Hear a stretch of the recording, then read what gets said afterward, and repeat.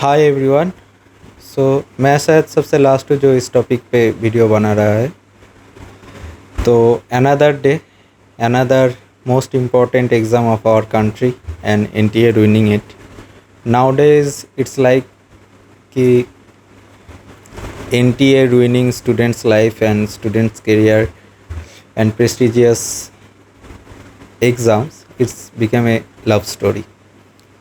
So, and NTA, as always, most transparently said, because of unavoidable circumstances, they had to postpone CSI and NET. So, after NEET, after UGC NET, now it's time for CSI and NET. एक चीज़ positive है कि इन लोगों को harass नहीं होना पड़ा। CSI NET का aspirants को एग्ज़ाम से पहले ही पता चल गया।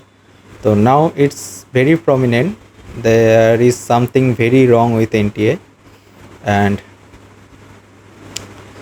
मैं इस चीज़ को थोड़ा सा पॉजिटिवली देख रहा हूँ, क्योंकि अभी जो हो रहा है वो प्योर कोलैप्सिंग है। एजुकेशन सिस्टम्स का प्योर कोलैप्सिंग है एंड जो कोलैप्सिंग बहुत दिन से पेंडिंग था एंड ज़रूरी भी था। ओके,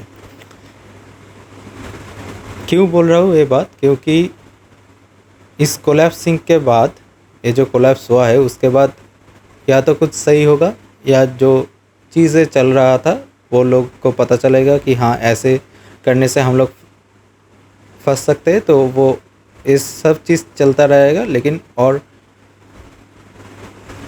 बारीकी से करेंगे वो लोग ताकि कुछ चीज़ सामने ना आए। ओके, तो इसलिए एक कोलैप्सिंग ज़रूरी था। या तो अभी सब कुछ सही होगा, तो मैं पॉजिटिवली सही के तरफ ही जा रहा हूँ, क्योंकि हर एक कोलैप्सिंग के बाद अगर एक सॉलिड फाउंडेशन रखा जाए तो सब कुछ सही हो सकता है।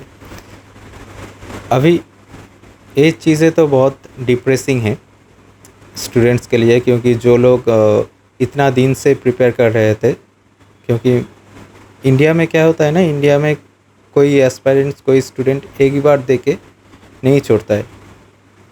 उन लोगों के पास ये चीज़ एक सपने की तरह होता है। हर एक एग्ज़ाम एक सपना का तरह होता है, not just any other exams. तो वो लोग एक बार नहीं होता है, 2 बार देते हैं, तो सालों लगा देते हैं, सालों का मेहनत, सालों अपनी ज़िंदगी का बहुत क्रूशियल टाइम इन एग्ज़ाम के पीछे लगाता है। ठीक है, जो कि सही भी है, क्योंकि आपको एक दर्जा मिलता है, आप रिसर्चर बनते हो, समाज में रिस्पेक्ट भी मिलता है।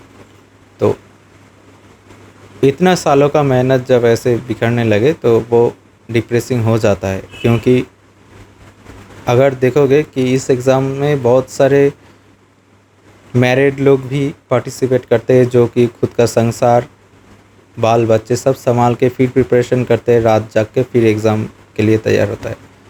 अभी ये अनफेयर क्यों हो जाएगा? क्योंकि जो लोग प्रिपरेशन किए थे ना, वो लोग का थोड़ा डिप्रेशन आ जाएगा कि और कितना दिन, एंड जो लोगों का प्रिपरेशन कंप्लीट नहीं हुआ था, जो टाइम बाउंड था उसमें कंप्लीट नहीं होता, उन लोगों को टाइम मिल जाएगा। ठीक है, तो थोड़ा सा अनफेयर हो जाएगा, लेकिन क्या कर सकते हैं। जो लोग का प्रिपरेशन कंप्लीट हो गया था वो लोग और कुछ दिन प्रिपेयर कर लो, इस चीज़ के पीछे लगे रहो। ओके, एंड मुझे जो लगता है कि ये जो एग्ज़ाम पोस्टपोन हुआ है, वो मुझे लगता है कि जून और दिसंबर को ये लोग फिर से कंबाइन करने वाले हैं। क्योंकि अगर देखा जाए कि नीट का 8 जुलाई को रीनेट का सुनवाई है, क्योंकि वो नीट का पेपर लीक के बारे में सुनवाई है 8 जुलाई को। Okay, and there is prominent proof कि बिहार में पेपर लीक हुआ है। पुलिस काम कर रहा है, पुलिस कुछ डॉक्यूमेंट्स प्रेजेंट भी किया है एससी के लिए। तो रीनीट होगा, ये थोड़ा सा कॉन्फर्म ही है, या एससी शायद रीनीट के तरफ ही जाए, जो कि सही भी रहेगा। तो नीट होने वाला है, फिर आपका यूजीसी नेट जो कैंसिल हुआ है वो होने वाला है, CUET PG का भी एग्ज़ाम्स है, वो भी शायद पोस्टपोन्ड होगा।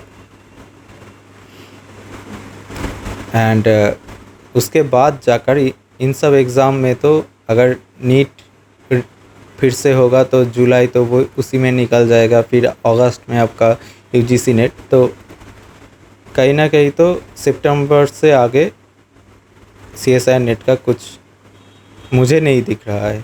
तो ये लोग शायद और 3 अगर सितंबर में लेगा भी, फिर दिसंबर नेट को लेकर कन्फ्यूज़न क्रिएट होगा। तो मुझे लगता है कि जून और दिसंबर को कंबाइन कर दिया जाएगा पिछले साल की तरह। एंड अभी इस प्रॉब्लम का सॉल्यूशन क्या है?